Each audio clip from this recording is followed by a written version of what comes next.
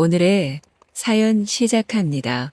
저는 작년에 간호학과를 졸업하고 간호사 국가 임용시험에 합격해 정식으로 간호사가 된 25살입니다. 대부분의 간호사들은 국가시험을 치기 전에 면접을 보거나 또는 국가시험을 치고 나서 취직을 하는 경우가 많은데 저 같은 경우에는 후자였나요? 다행히 대학교 때의 학점과 이번에 쳤던 토익 점수가 좋아서 제가 목표로 하던 병원에 취직할 수 있었어요. 대신 대학교 때 학점을 위해 열심히 공부하느냐 제대로 된 연애도 해보지 못한 모태솔로라고 할 수 있겠네요. 솔직히 취직을 하고 나면 좀 한숨 돌릴 수 있겠거니 했는데 아니나 다를까 생각보다 임상은 너무나도 바빴고 공부할 게 산더미였어요. 아무래도 신입이다 보니 적응하기 위한 발버둥으로 저는 거의 병원에서 살다시피 보내게 된 것 같아요. 저는 정형외과로 가게 되었는데 생각보다 젊은 남자 환자들이 다쳐서 오는 경우가 많았습니다. 그러다 보니 환자이기 전에 남자로 괜찮게 보이는 몇몇의 환자분들이 눈에 들어오더라고요. 학교 다닐 때 제대로 놀지 못해서 그런지 병원 안에서 많은 남자들을 보게 되고 새로운 환경을 마주하니 다양한 세상이 펼쳐진 것 같더라고요.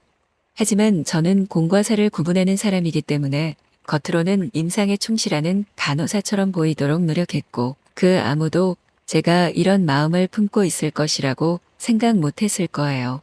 그러던 어느 날 다리를 다쳐 절뚝거리면서 병실을 나오는 환자가 있길래 제가 얼른 뛰어가서 부축해주고 도와줬던 기억이 있습니다.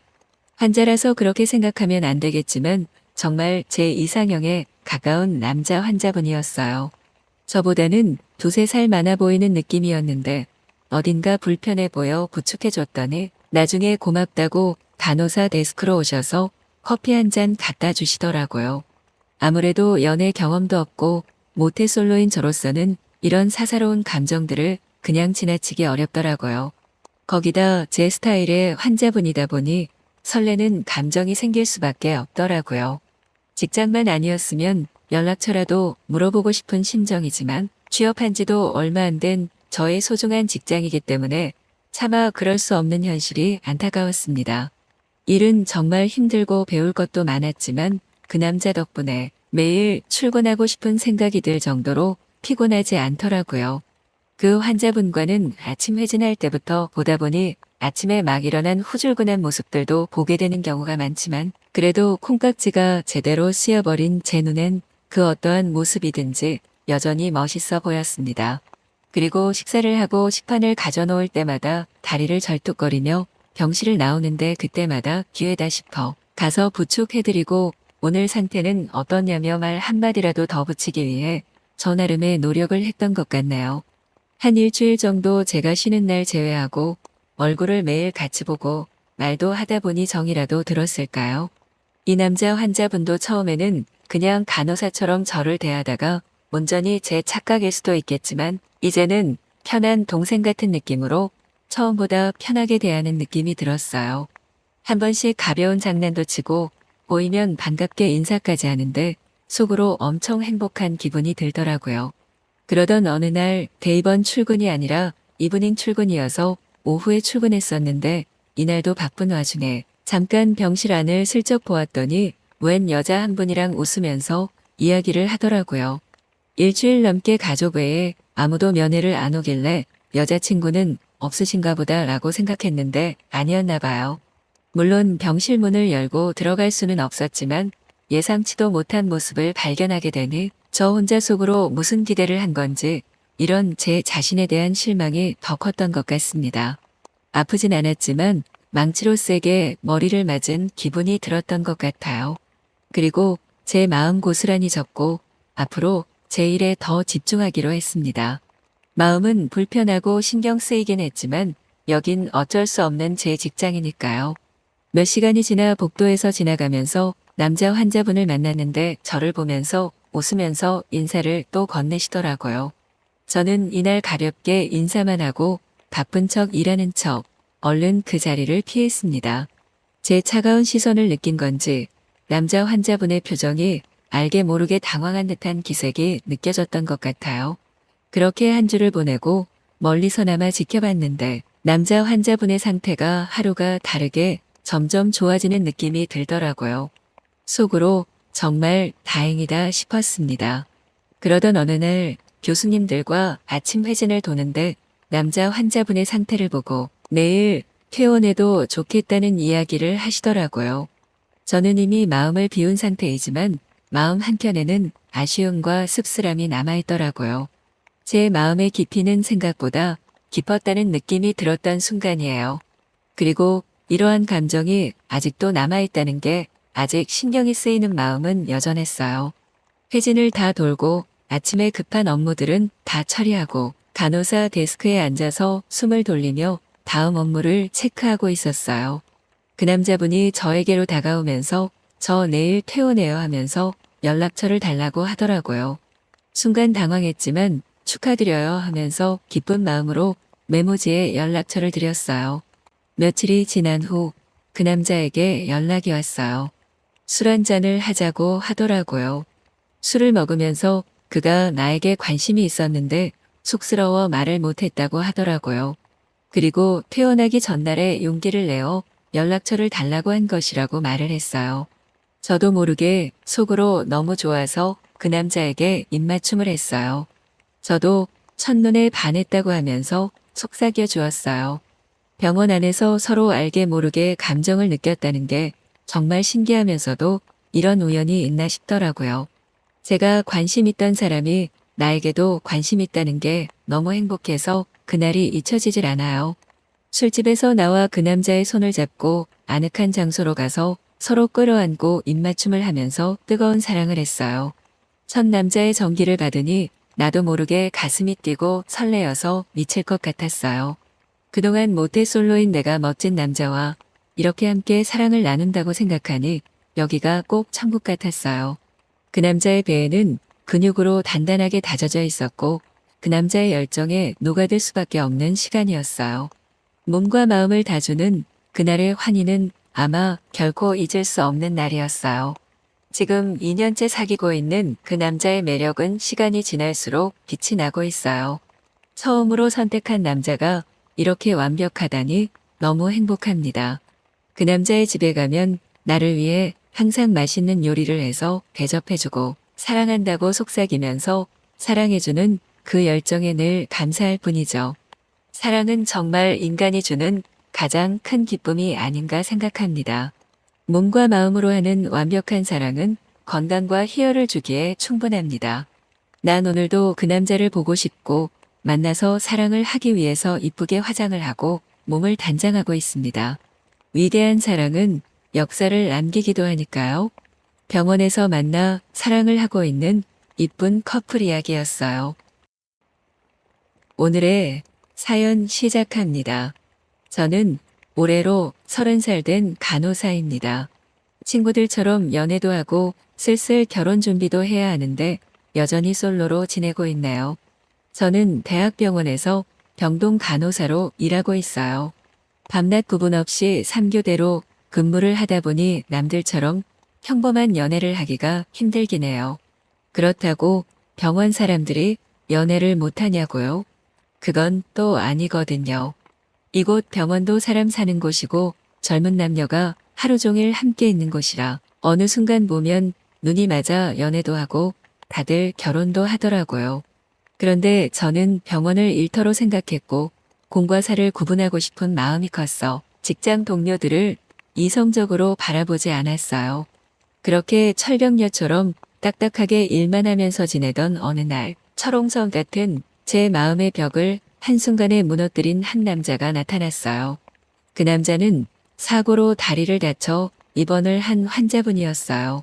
가족 모두가 외국에 살고 있고 홀로 한국에서 지내고 있는 그는 따로 보호자가 없는 상태였어요. 수술 후 거동이 불편했기에 도움이 시급했지만 혼자 낑낑거리며 안간힘을 쓰는 그가 너무 안타깝더라고요. 병동 간호사가 24시간 간호하는 통합 간병 시스템이 있으니 한번 이용해 보시는 게 어떠시냐고 안내해 드렸죠. 그런데 그 남자는 괜찮고 혼자 할 수 있다며 쳐다보지도 않고 시크하게 거절을 하더라고요. 좀 당황스러웠지만 본인이 싫다는데 어쩔 수 없었죠. 그런데 하루 이틀이 지나자 만약 저를 담당 간호사로 지정할 수 있다면 통합 간병을 신청하겠다고 하더라고요. 되게 웃기는 남자네 싶으면서도 치료 중 도움이 시급한 상황이었어요. 그래서 그 남자의 뜻대로 제가 간병을 담당을 하기로 하고 통합 간병을 시작했어요. 담당하는 수많은 환자 중에 한 명으로 스치듯 약을 건네고 주사를 할 때는 몰랐던 그 남자의 면면을 통합 간병을 하면서 알게 되었어요. 그 남자는 어릴 때 가족들과 함께 이민을 갔고 그곳에서 학교를 졸업을 했지만 늘 한국이 그리워 홀로 한국으로 들어와서 현재 사업을 하고 있다고 했어요. 외국에서 오래 살면서 자유분방한 문화에 젖어 있어서인지 그 남자는 처음 보는 사람들과도 격에 없이 어울리고 다가가는 여유롭고 호방한 성격을 가지고 있었어요. 그리고 또 하나 그 남자는 다쳐서 입원한 환자라고 하기에는 꽤 눈에 띄는 외모의 소유자였어요.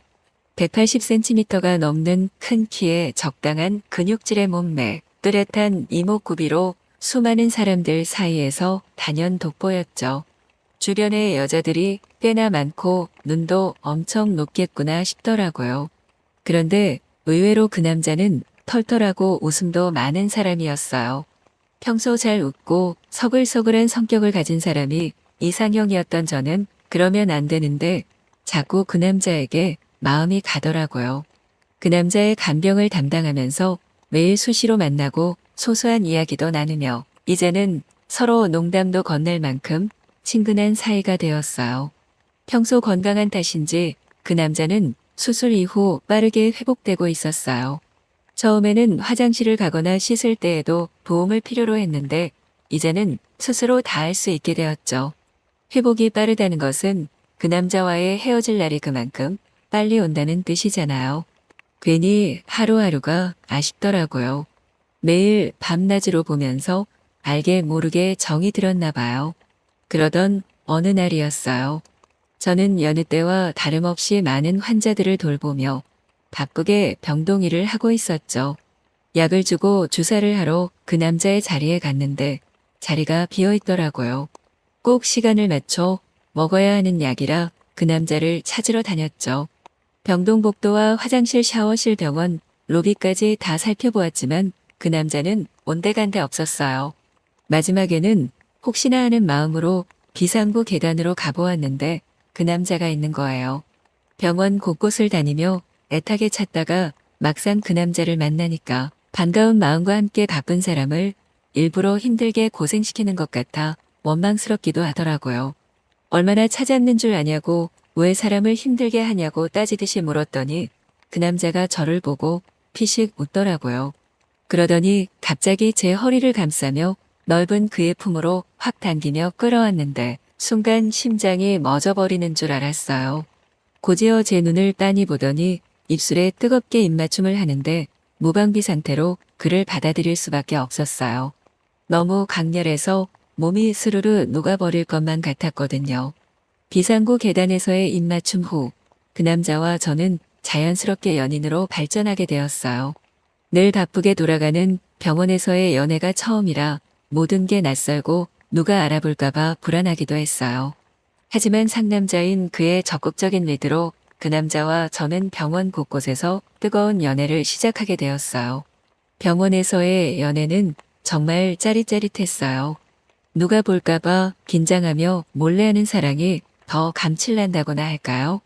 병실 가림막 커튼 사이로 나누는 아찔한 입맞춤, 조용한 새벽 텅 빈 1인실에서 몰래 나누었던 그와의 밤은 제 평생 잊을 수 없을 만큼 뜨겁고 황홀했어요. 그 남자와 저는 병원 곳곳에서 사람들의 눈과 CCTV를 피해 수시로 가슴이 두근거리는 짜릿한 사랑을 이어갔어요. 어느덧 시간이 흘러 그 남자의 퇴원 날이 다가왔어요. 병원 안에서는 짧지만 우리만의 비밀스러운 연애가 가능했는데 병원 밖에서는 가능할지 서로 시간이 맞지 않아 자주 만날 수 없을 텐데 이 관계를 이어갈 수 있을까 하며 점점 불안해지기 시작했어요. 그 남자는 언제나처럼 다정한 눈빛으로 퇴원 이후에도 자주 연락을 하겠다고 약속했어요. 그의 말대로 퇴원 이후 한동안은 연락도 잘 되었어요. 만날 때는 누가 먼저랄 것도 없이 불꽃이 튀듯 서로를 원하며 밤새도록 뜨겁게 사랑을 나누었어요. 그 남자는 사람을 한없이 무장해제시키는 치명적인 매력이 있었어요. 그동안 머리로 먼저 사랑하고 연애했었는데 이렇게 느낌 가는 대로 가슴과 몸이 먼저 반응하는 연애는 처음이었어요.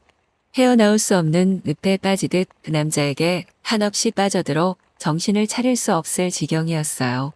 너무 빨리 또 갑작스럽게 달아오른 사랑이어서였을까요? 일이 바쁘기도 했고 서로의 근무 시간이 맞지 않아 만날 수 있는 시간이 줄어들면서 그 남자의 연락은 점점 뜸해지기 시작했어요. 처음과 다른 그 남자의 말과 행동을 보면서 이별을 예감했어요. 결국 그 남자와 저는 보지 않으면 마음도 멀어진다는 말처럼 시간이 흐르면서 자연스럽게 헤어지게 되었어요. 그 남자와의 짧지만 뜨거웠던 연애가 아쉽지 않다면 거짓말일 거예요. 하지만 저도 이미 마음이 떠난 사람 붙잡고 싶지는 않네요. 그래도 저는 그 남자에게 고마워요. 그 남자 덕분에 새로운 세상과 감정이 있다는 것을 알게 되었거든요.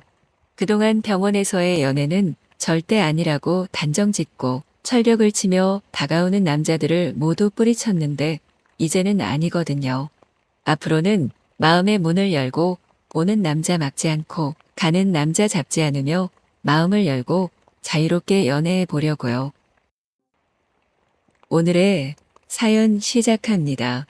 중고등학교 시절엔 여자에게 관심이 조금도 없던 저는 대학교에 입학하자마자 같은 과의 선배 누나를 보고 첫눈에 반한다는 말을 몸소 느끼게 되었습니다. 예쁘장한 얼굴에 아담한 키, 통통한 누나는 제가 평상시 좋아하는 이상형 그대로였습니다. 그 선배 누나는 저보다 한 살이 많은 누나였습니다. 선배와 더 친해지고 연애도 하고 싶었지만 모든 남자들이 알다시피 군대라는 큰 산이 다가오고 있기 때문에 저는 그 누나에게 다가가지 못했습니다. 군대 가기 전 남자들은 연애하던 여자친구를 정리하거나 사귀는 상태 그대로 입대할 경우 여자친구가 기다리며 힘들어하고 외로움을 견디지 못해 바람을 피운다고 여기저기서 많이 들었습니다. 선배에게 고백을 하지 못했던 이유는 선배가 나를 받아줄까 싶기도 했고 혹시나 받아준다면 선배에게 부담을 주기 싫었어요. 선배에게 직접적으로 다가가진 못하고 MT를 가서도 술자리를 가서도 저는 항상 그 선배 옆을 맴돌았습니다. 그냥 그렇게 옆에서 맴도는 것만으로도 충분히 좋았습니다. 선배는 예쁘장한 얼굴에 말도 굉장히 예쁘게 하고 마음도 굉장히 착했어요. 차라리 빨리 군대를 다녀와 선배에게 후배가 아닌 남자로서 다가가고 싶었어요. 몇 개월 후 저는 군대에 가게 되었습니다. 군대 다녀와 선배 누나에게 고백을 할 거라고 동네방네 소문을 내놓고 말이에요. 저는 그 선배와 따로 연락을 하지 않았기 때문에 동기들을 통해 누나의 소식을 접하곤 했죠. 길다면 길고 짧다면 짧은 군 생활이 끝이 났습니다. 제대를 기다리고 기다리던 제게는 꿈만 같았습니다. 제대 후 저는 선배를 볼 생각에 들뜨고 설레었습니다. 주변 친구들은 저에게 어떻게 군대 가서 연락 한 번을 안 하고도 마음이 계속 이어지냐고 했어요. 저도 여자에게 관심이 없었기에 제 모습이 신기했답니다. 제대 후 다시 학교를 가는 발걸음은 무척 가볍고 설레었습니다.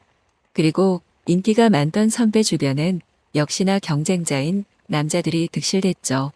그런데 선배 주변을 맴돌던 저는 이상한 기운을 감지했습니다. 하루 종일 선배 옆에 붙어 있는 한 남자 선배, 그 남자를 보고 웃고 있는 선배를 보았습니다. 알고 보니 제가 군대에 가 있는 동안 복학한 선배였습니다. 둘은 연애 중이라고 하네요. 하늘이 무너져 내리는 듯 가슴이 아프다는 것도 역시나 처음 느꼈습니다.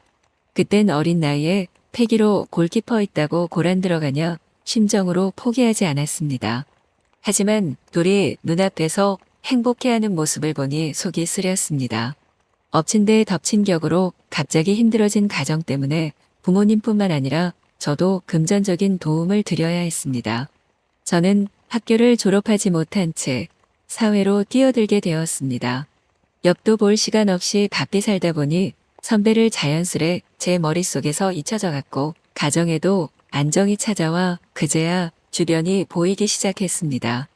회사에서도 성실함을 인정받아 저는 어린 나이에 빠르게 승진을 할 수 있었습니다. 주변 사람들의 시기 질투도 있었지만 응원해주는 사람이 더욱 많았기에 저는 집안이 안정이 되었음에도 불구하고 회사를 그만둘 수 없었어요. 그렇게 저는 열심히 회사 생활을 하며 지냈습니다. 그러던 어느 날 제가 있는 부서로 신입 사원이 입사를 하였습니다. 그때 저는 정말 심장이 터질 것 같고 얼굴이 시뻘겋게 되었어요.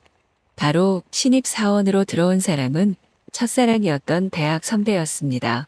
선배는 정신이 없었는지 저를 알아보지 못했고 저도 선배가 인사하는 동안 모르는 척하며 박수만 쳐주었습니다. 점심시간이 다가왔고 저는 그 선배에게 누군가 같이 밥을 먹자고 할지 혼자 먹을지 걱정되어 눈치만 살피고 있었습니다. 선배 누나는 혼자 밥을 먹게 되었고 저는 이때다 싶어 기억 안 나냐며 옆자리에 앉았습니다. 갑작스레 앉아서 이야기하는 저를 보며 갸우뚱하다. 갑자기 무언가 기억이 났는지 선배 누나는 환히 웃어주었습니다.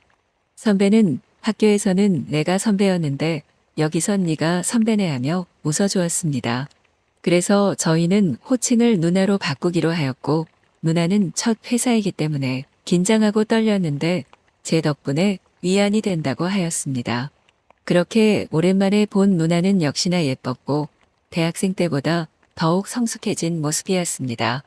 누나가 입사한 날부터 제 심장은 다시 쿵쾅대었고 이번엔 기필코 그 누구에게도 뺏기지 않으리라 다짐했었죠. 누나는 워낙 성격이 좋았기 때문에 주변 사람들과 빨리 친해질 수 있었고 그렇게 누나는 회사에 적응해 나갔습니다.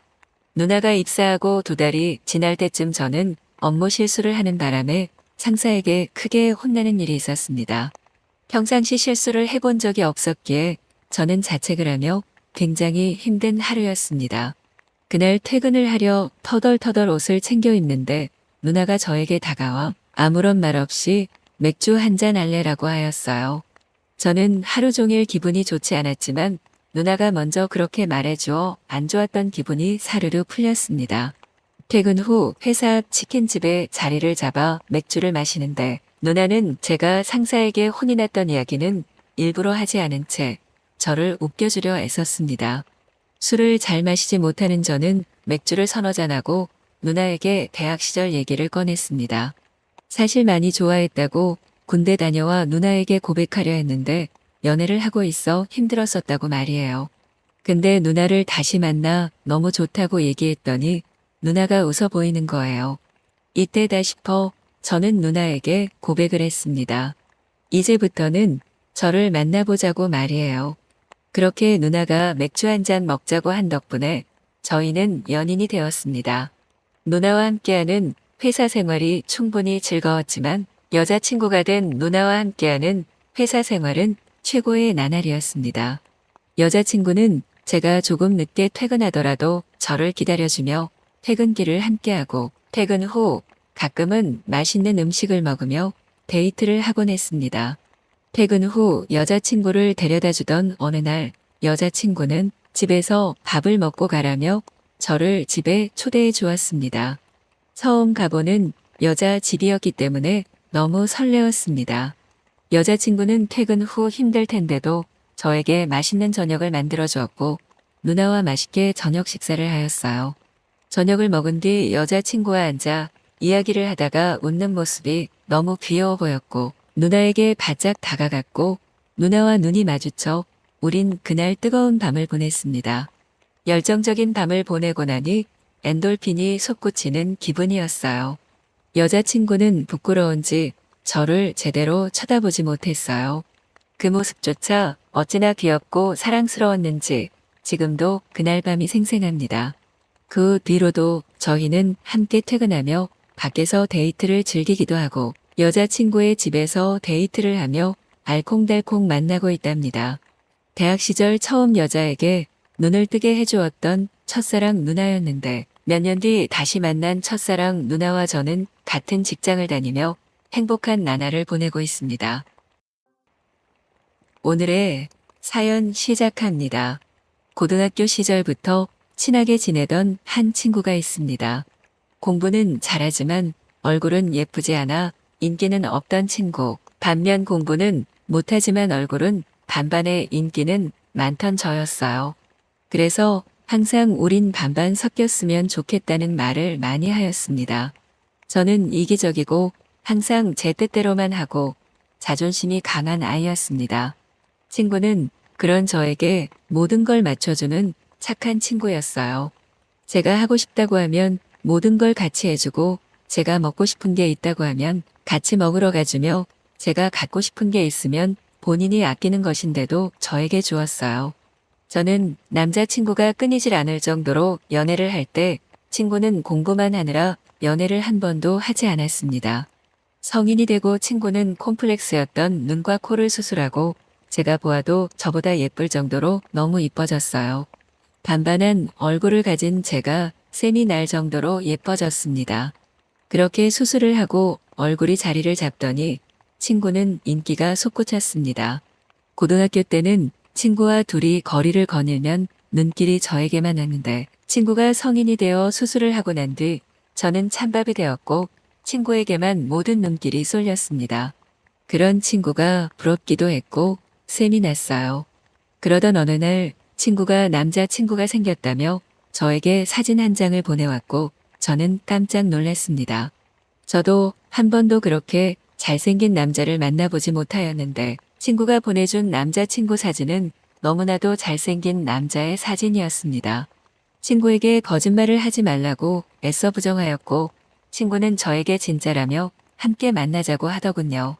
그 뒤로 며칠 뒤 친구 남자친구와 함께 만나게 되었습니다. 사진에서 보던 그 잘생긴 남자가 저 멀리서 친구와 함께 팔짱을 끼고 걸어오는데 그 남자한테서 빛이 났습니다. 사람이 이렇게 잘생길 수도 있구나 싶을 정도로 잘생겼었고 심지어 친구 남자 친구인데도 불구하고 부끄러워 말도 못하겠더군요. 친구가 너무 부러웠습니다.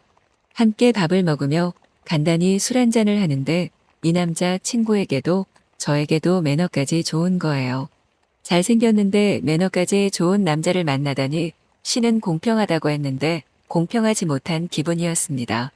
그 모습이 부러워 더 이상 함께하기 힘들었고 둘이 데이트하라며 저는 먼저 자리를 비켜주었고 다음날 친구에게 도대체 저런 남자를 어떻게 만났는지 물어보았습니다.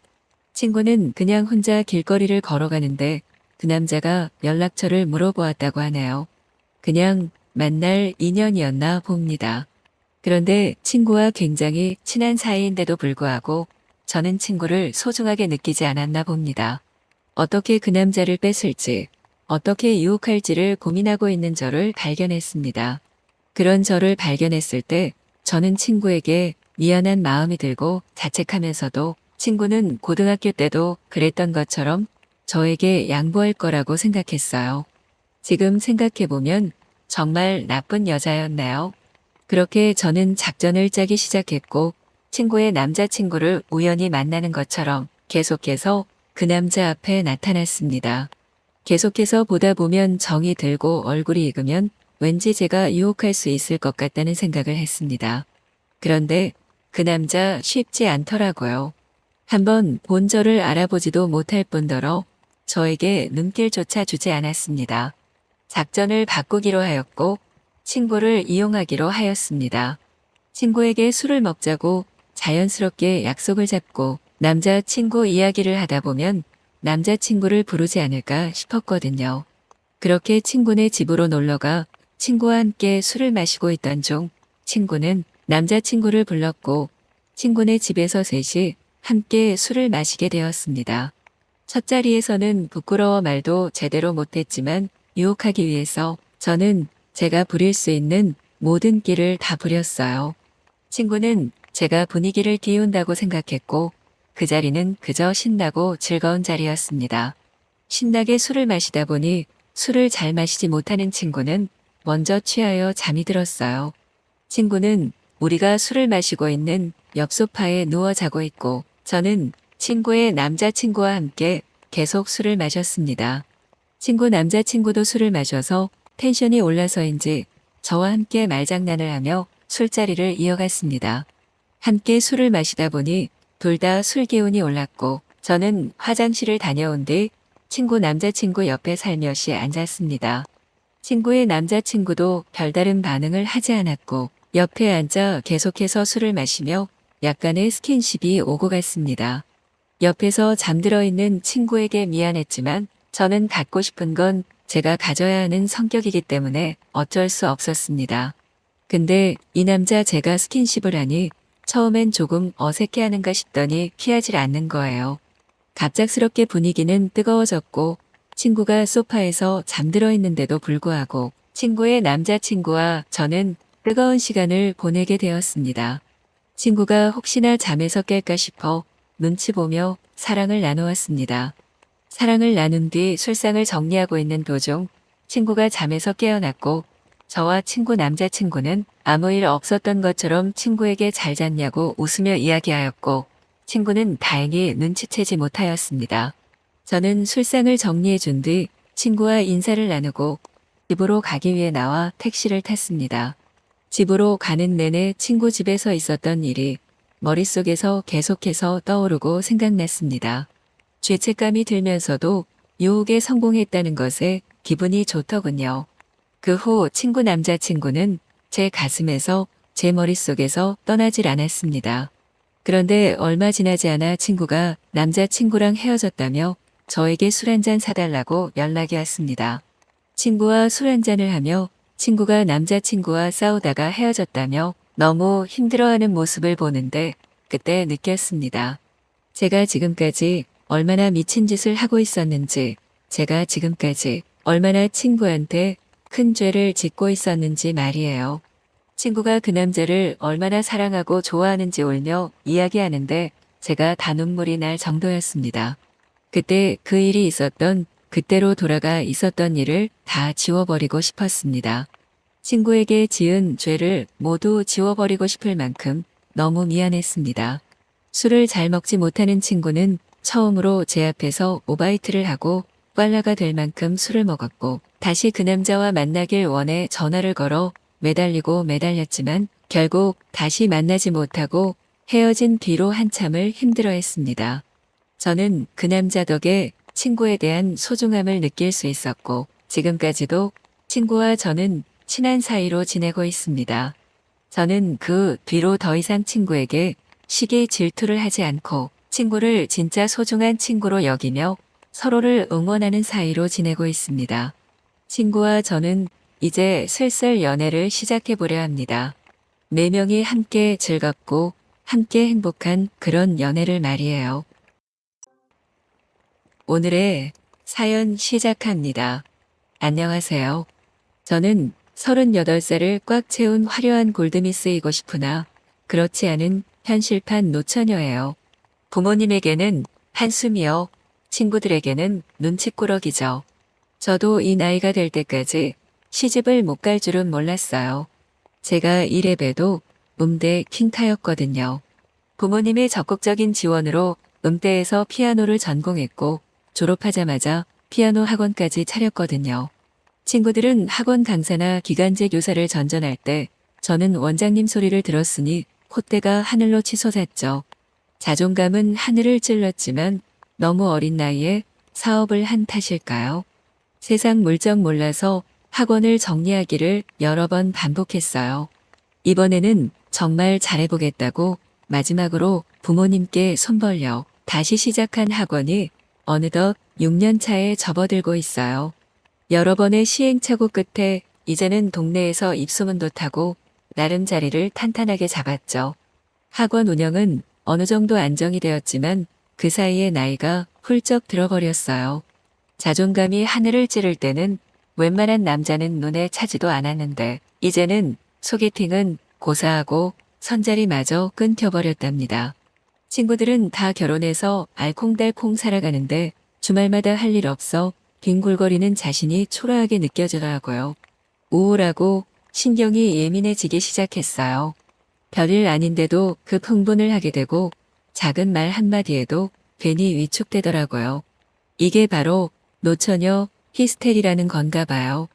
한 달 전부터 피아노 학원 바로 옆에서 새로운 학원이 들어오는지 하루 종일 요란하게 공사를 하더라고요. 피아노는 음료를 들으면서 연주해야 하는데 공사 소음으로 수업에 막대한 지장을 받게 되었죠. 공사 시작 전 주의를 부탁했건만 달라지는 게 없더라고요. 화가 머리끝까지 나서 수업이고 뭐고 다 내팽개치고 달려갔어요. 무슨 말을 했는지 기억이 안 날 정도로 꽥꽥 소리를 지르며 화풀이를 하다가 온 것 같아요. 한바탕 난리를 치고 씩씩거리면서 들어오는데 아이들이 무서운지 슬슬 피하더라고요. 그렇게 시간이 흘러 태권도가 오픈하는 날 이벤트를 하는지 동네 꼬마들이 수십 명은 몰려온 것 같더라고요.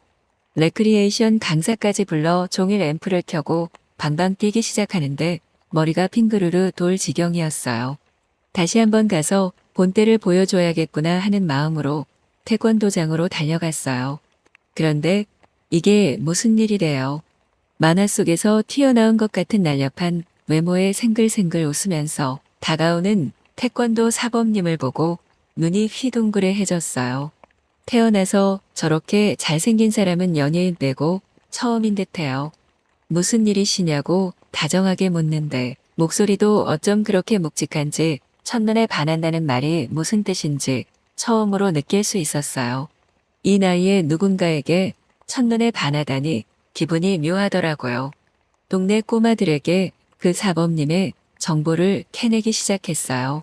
너무나 멋진 만화 속 남자 주인공과 같은 그 사범님은 저보다 8살이나 어린 30살이었어요. 이루어질 수 없는 사랑인 건가 싶으면서도 매일 사범님을 볼 때마다 요동치는 마음을 잠재울 수가 없더라고요. 친구들에게 얘기하니 네가 연예인이냐 드디어 미쳤구나라고 난리를 치는데 아무것도 안 들렸어요. 몇 날 며칠 고민을 하다가 마음이 시키는 대로 해보자. 안 하고 후회하는 것보다 하고 후회하자라는 마음으로 사범님에게 다가가기로 결심했어요. 예전 연애 스킬도 이제는 가물가물해서 인터넷으로 연하남 사귀기, 연하남에게 잘 보이는 방법 등을 검색하며 나름의 준비를 시작했죠. 일단 상대방이 부담스러워할 수 있을 것 같아서 안전하게 천천히 스며들 듯 친해지는 방법을 택하기로 했어요. 그 전에 제 외모도 좀 더 어려 보이게 신경을 많이 썼고요. 학원 오픈 시간이 거의 일치해서 자주 마주치는데 볼 때마다 반갑게 인사를 하며 동네 이웃으로 친하게 접근을 했죠. 그렇게 수개월이 지나자 사범님도 저를 친근하게 대하기 시작했어요. 서로 통성명도 했지만 나이는 도저히 말을 못하겠더라고요. 그동안 피부 관리며 옷이며 신경을 쓴 게 빛을 보는 건지 사범님은 제가 자기 또래인 줄 알더라고요. 기분이 좋으면서도 이 좋은 관계가 깨질까봐 불안했죠. 그러던 어느 금요일 저녁이었어요.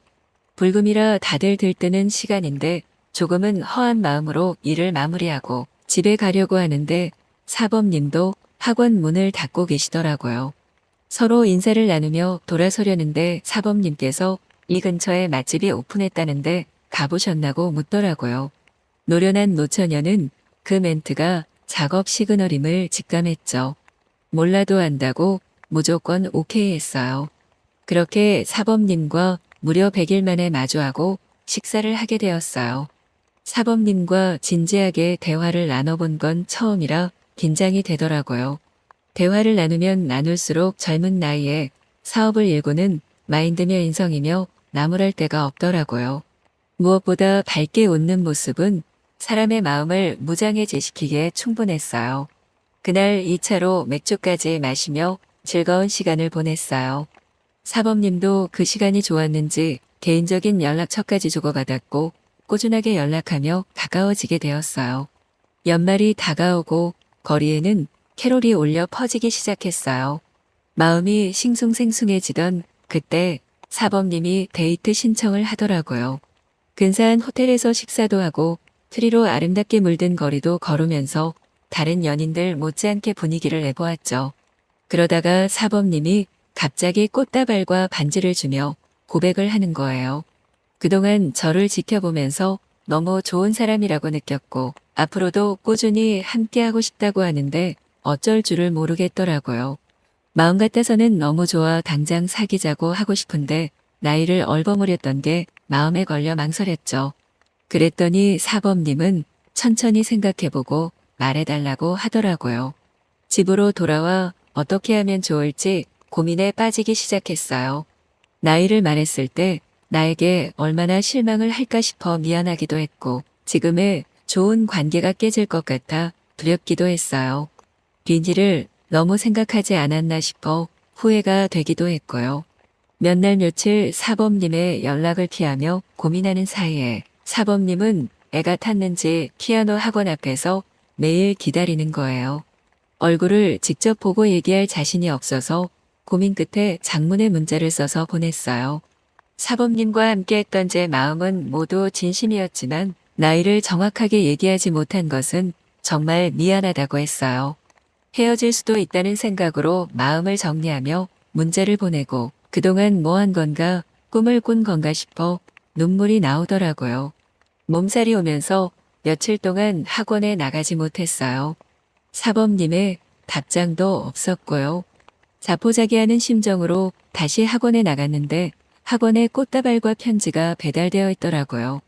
흔한 말 하나 할게요. 나이는 숫자에 불과해요. 세상 하나뿐인 당신이면 되는 건데 다른 이유가 필요할까요? 편지를 읽고 눈물이 왈칵 쏟아지는데 사범님이 들어오면서 앞에 순댓국 맛집을 가자고 손을 잡아 끄는데 웃음이 나오더라고요. 그렇게 사범님과 저는 연애를 시작하게 되었어요. 그해 마지막 날 밤 제아의 종소리가 울려 퍼지고 새해가 온다고 사람들이 환호성을 칠 때 사범님과 저는 그 누구보다 뜨거운 밤을 보내게 되었답니다. 서로의 사랑임을 확신하고 나눈 사랑이라서 그런가 낯설거나 두렵지 않았어요. 그 사람의 호흡과 온기마저 내 것처럼 자연스럽게 받아들이게 되더라고요. 진정한 사랑을 나눈다는 것은 무엇일까 늘 궁금했는데 그날 밤 느낄 수 있었어요. 사범님은 제가 생각한 것 이상으로 뼛속까지 멋진 남자였어요. 이런 멋진 남자가 제 남자라는 사실에 콧대가 하늘로 치솟네요. 알콩달콩 사랑하고 있으니 정말 살맛 나네요. 오늘의 사연 시작합니다. 안녕하세요. 최근 정말 신기한 일을 겪어서 이렇게 사연을 남겨봅니다. 여러분 혹시 중고거래 어플 자주 사용하시나요? 저는 예전에 이사 때문에 물건을 싸게 넘기려고 잠깐 사용해보고 그 뒤로는 사용해본 적이 없는데요. 주위 친구들이나 아주머니들의 경우 그걸로 재테크도 하면서 활용을 잘하더라고요. 예전에는 이렇게 중고거래가 활성화될 줄은 몰랐는데 확실히 트렌드는 바뀌나 봅니다. 저도 이럴 줄 알았으면 예전에 괜찮은 물건들 버릴 게 아니고 팔아서 조금이라도 돈을 벌었을 텐데 뒤늦게 알았다는 게 조금 아쉽긴 하지만요. 하여튼 중고거래 어플에서는 물건만 사고 파는 게 아니라 알바도 있다는 거 알고 계셨나요? 어느 날 전자레인지가 고장나서 중고거래로 구매하려고 어플을 뒤지던 와중이었어요. 글을 이것저것 보다 보니까 그 와중에 특이한 글이 하나 눈에 띄더라고요. 바로 자기 집에 바퀴벌레가 나왔는데 자기 집에 찾아와 잡아주면 2만 원을 주겠다는 게시글이었어요.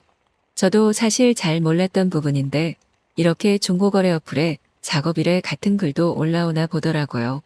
아무튼 저는 벌레를 무서워하지도 않는데 그냥 잡아주기만 해도 2만 원을 준다니 개꿀이라는 생각에 바로 연락을 해봤어요. 이런 글을 올릴 정도면 당연히 남자가 아니라 여자라고 생각했는데 역시 예상대로였죠. 그녀는 지금 당장 와주실 수 있냐며 씻고 나왔다가 바퀴벌레를 발견해서 이러지도 저러지도 못하고 있다 하더라고요. 그러면서 주소를 불러주는데 우연찮게도 그녀는 제 집 바로 아래층 사람이더라고요. 저도 여기 아파트 산다며 지금 바로 가겠다고 말을 했고 그녀는 무서워서 아예 못 움직인다며 그냥 도어록 번호를 알려주더라고요. 겉옷을 챙겨 입고 머리만 살짝 다듬은 채 저는 아래층으로 갔고 비밀번호를 치고 안에 들어갔어요. 그녀는 수건으로 몸을 살짝 가린 채 화장실 문만 열어 저에게 인사를 했어요. 그러더니 부엌 쪽에 바퀴벌레 있는 것 같다며 봐달라 하더라고요. 저는 얼른 휴지를 챙겨 부엌을 두리번거렸는데 이놈이 겁도 없는지 벽에 딱 달라붙어 저를 쳐다보더라고요.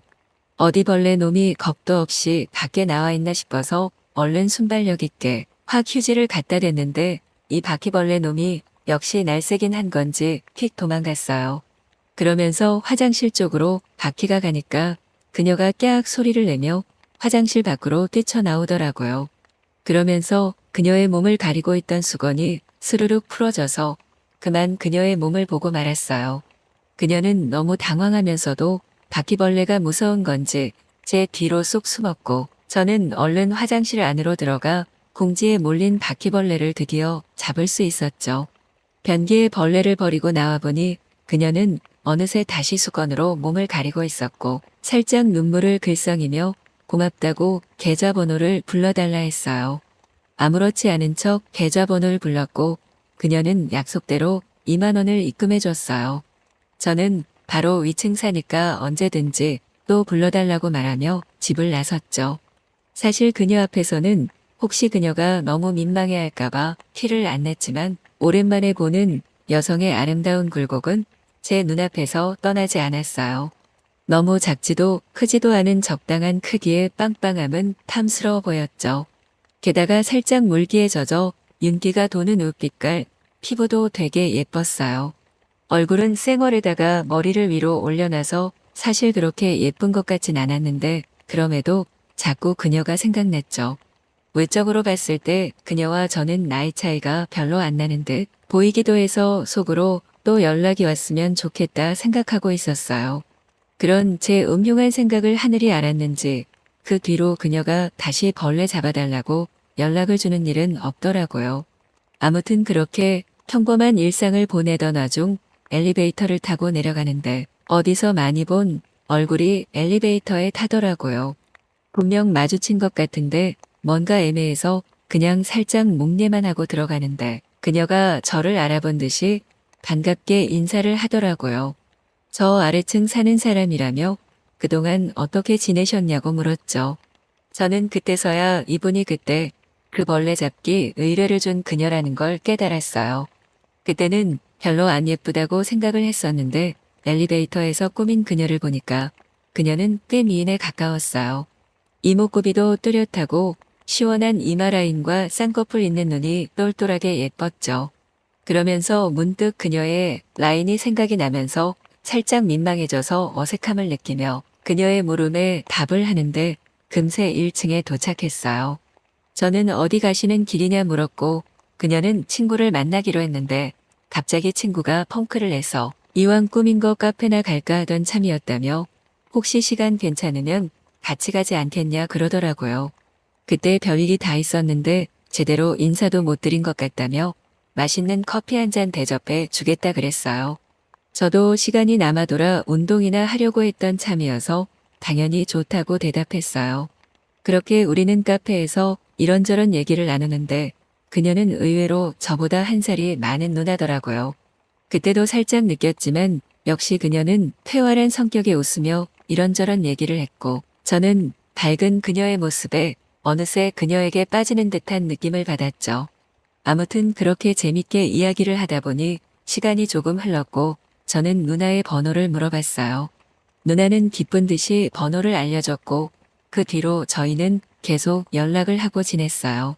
필라테스 강사로 일하고 있는 그녀와 평범한 직장인인 저는 일하는 시간대가 달라서 그동안 마주치지 않았던 거더라고요.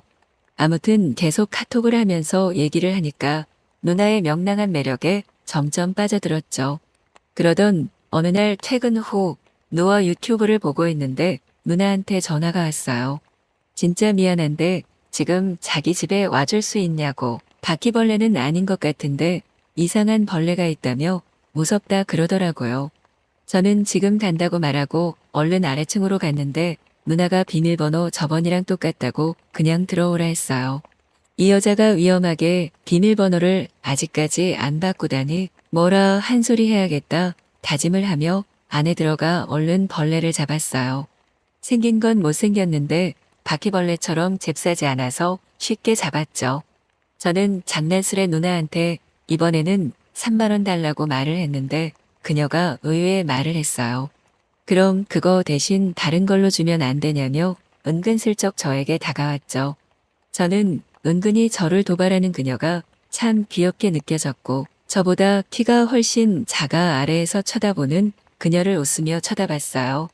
누나는 민망함을 느끼고 삐진 듯 휙 돌아섰고 저는 그녀를 확 잡아 입술에 키스를 했어요. 살짝 놀란 듯이 눈이 커진 그녀는 이내 웃으면서 제 품에 안겼죠. 그렇게 우리는 침대로 갈 시간도 없이 거실에서 사랑을 나눴어요. 우연이라기에는 뭔가 하늘이 정해준 것 같은 그녀와의 만남은 이제 연인으로서 서로 최선을 다하고 있답니다. 앞으로도 그녀의 전속 벌레잡이 기사로서 열심히 활동해 보려고요. 오늘의 사연 시작합니다. 안녕하세요. 저는 30대 초반의 나이로 열심히 회사를 다니고 있는 미혼 남자입니다. 작년까지 부모님 집에서 얹혀 살다가 하루라도 빨리 독립하고 싶은 마음에 회사 근처에 방을 얻어서 자취를 시작했어요. 30 넘은 나이에 부모님이랑 사는 것도 좀 그렇고 여자가 생기면 집에 데려와서 편하게 만나고 싶은 마음도 있었습니다. 제가 일하는 지역은 서울에서도 외곽 지역이었고 한적한 동네였어요. 월세도 비싸지 않았고 그렇다 보니 동네 주민들 중에 젊은 회사원들이 참 많더라고요. 그중에 이쁜 여자들도 많아서 빨리 한 명 꼬셔서 연애도 하고 싶더라고요. 그 전까지는 여자친구가 있더라도 밖에서 만나느라고 쓸데없이 숙박업소에 돈을 낭비하거나 같이 시간 보낼 만한 장소가 없어서 힘들었는데 이제는 자취를 하니까 집으로 부를 수 있어서 좋더라고요. 자취 시작하자마자 당장 알고 지내는 친한 여자 동생을 불러다가 신나게 놀았습니다. 그동안 집이 없어서 서러웠는데 여자들이랑 밤새도록 술도 먹고 남들 눈치 안 보고 스킨십도 맘대로 했어요. 물론 사귀는 사이는 아니었고 서로 편하게 재미만 보는 사이였죠. 저는 아직 결혼할 생각도 없고 사고를 치고 싶은 생각은 더더욱 없었어요. 몇 달 동안 아는 모든 여자를 불러다가 그렇게 놀다 보니 슬슬 지겹더라고요. 집에 불러다가 술 먹고 하룻밤 보내는 일이 처음에는 신선하고 재밌었는데 남는 건 아무것도 없고 점점 더 공허한 마음이었어요.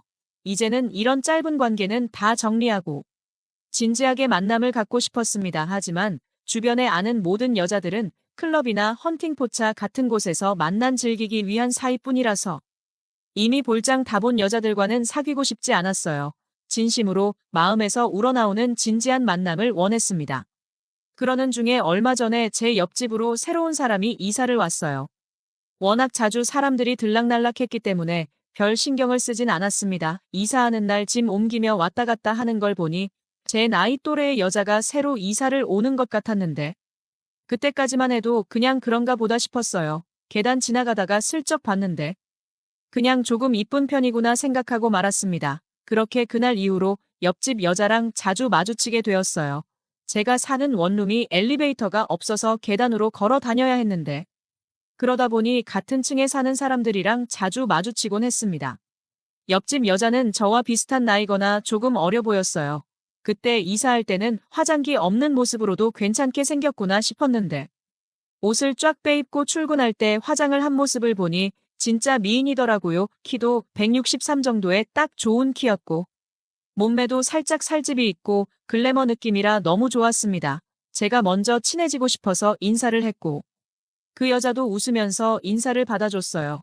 그 뒤로부터 서로 마주치면 가볍게 대화도 나누는 사이가 되었는데 매일 보던 사람 말고 새로운 사람과 친해지는 기분이 좋더라고요. 계단을 함께 걸어 내려오면서 하루 안부도 묻고 사소한 대화를 나누는 그 순간이 가장 즐거웠습니다. 시간이 지날수록 머릿속에서 하루 종일 그녀 생각만 나더라고요. 웃어주는 얼굴도 좋았고 풍만한 몸매와 그녀에게서 나는 향수 냄새도 좋았습니다. 손에 반지도 없었고 같이 사는 사람도 없는 것 같아서 지금 사귀는 사람도 없는 것 같더라고요. 같이 쉬는 날 데이트 신청을 한번 하고 싶은데 마땅히 명분이 없어서 고민을 하던 차에 제게 기회가 찾아왔습니다. 어느 일요일 오전에 늦잠을 자고 있었어요. 옆방에서 아침부터 뭔가를 하고 있는 건지 쿵쿵 소리가 심하게 나서 잠을 다 깨버리고 말았습니다. 적당히 들리다가 말겠지 싶었는데 30분 넘게 계속 쿵쿵거리길래 결국 못 참고 옆집으로 찾아가서 초인종을 눌렀어요.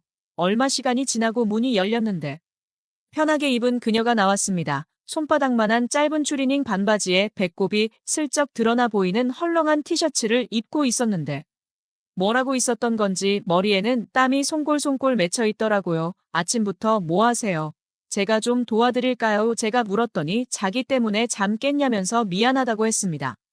대충 주변을 보니까 장식장을 새로 산 것 같더라고요. 바닥에 나무 조각이랑 각종 공구가 이리저리 정신없게 널려 있었습니다. 제가 책장을 하나 샀는데 만들어야 하는 줄 모르고 샀어요. 그런 모습도 왠지 귀엽게 느껴졌습니다. 제가 도와주겠다고 했더니 그동안 조립하느라 힘들었던 건지 바로 고맙다고 들어오라고 해서 그녀의 집에 처음으로 들어가게 되었어요. 책장은 그리 크지 않았지만 나무 판자의 무게도 있고 나사 박을 것도 많아서 여자 혼자 하기에 쉽지 않아 보였어요.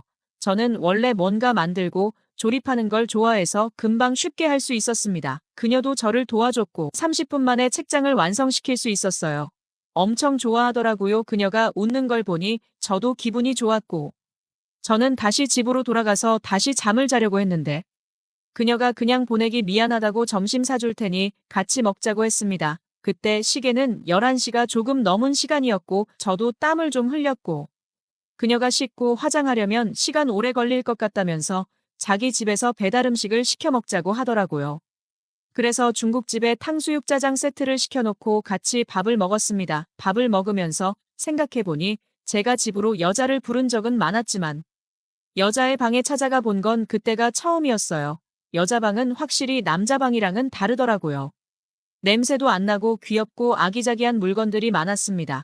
그녀와 밥을 먹으면서 이야기를 하다가 자연스럽게 지금 만나는 사람이 있냐고 물어보게 되었는데 그녀가 없다고 하더라고요. 속으로 잘 됐다고 좋아하고 있었는데 그녀가 자기 이야기를 시작했습니다. 그녀는 돌싱녀였어요. 이혼한 지 3년이 지난 이혼녀였습니다.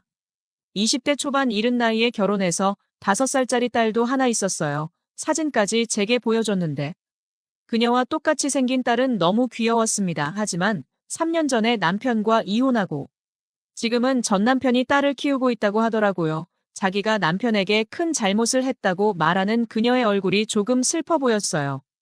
그런 우울한 이야기를 하다 보니 분위기가 조금 처지더라고요. 시간은 대낮이었지만 갑자기 그녀가 술이 땡긴다면서 냉장고에서 소주를 꺼냈습니다. 대낮부터 먹던 중국 음식의 술판이 벌어졌어요. 저와 그녀는 과거의 연애 이야기도 하고 스킨십이나 살짝 야시시한 이야기를 하면서 웃고 떠들면서 술을 마셨습니다. 한 3병쯤 먹었을 때 낮술이라 그런지 술이 금방 올라오더라고요. 원래 맨정신이라면 절대로 그런 질문을 안 했을 텐데 술이 취했더니 용기가 생겨서 그녀에게 물어봤어요. 그런데 왜 이혼했어요? 제 말을 듣자마자 갑자기 그녀가 눈물을 흘리더라고요. 뭔가 큰 실수했다고 깨닫고 미안하다고 재빨리 사과했지만 그녀는 차라리 잘 됐다면서 자기도 이번 기회에 이야기하고 마음 편해지고 싶다고 했어요. 그녀는 한참 아이 키우고 결혼 생활을 해야 할 때 밖에서 다른 남자를 만나고 있었다고 했습니다. 그것도 일반 사람이 아닌 친구. 따라서 강남의 한 호스트 클럽을 갔다가 거기서 만난 남자에게 홀딱 빠졌다고 했어요. 전 남편이 생활비 하라고 준 돈도 전부 그 남자를 가져다 주고 그것도 모자라서 남편이 집 사려고 모으고 있던 통장까지 훔쳐서 남자한테 다 가져다 바쳤답니다. 결국 그걸 들켜서 이혼당하고 딸도 뺏기고 지금까지 혼자 살고 있다고 했어요. 자기가 큰 잘못 저지른 걸 알기 때문에 이제 남자라면 지긋지긋하다면서 소주를 마시고 있는 그녀가 조금 불쌍하게 느껴졌습니다. 그럼 그 뒤로 남자 한 번도 안 만났어요. 제 질문에 그녀는 고개를 끄덕거렸고 저는 대답을 듣자마자 그녀에게 다가가서 입에 키스를 했습니다. 처음에는 이러지 말라고. 자기는 벌 받아야 하는 나쁜 여자라면서 거부하다가 1분도 안 지나서 자기가 더 들이대고 있었어요. 그런 쪽으로는 타고난 것 같더라고요. 결국 그날 키스를 하고 사귀기로 했습니다. 처음엔 그냥 키스까지만 하자고 하던 그녀였는데 이제는 옛날을 잊어버리고 새로운 사람 만나도 괜찮다고 설득해서 결국엔 사귀게 되었어요.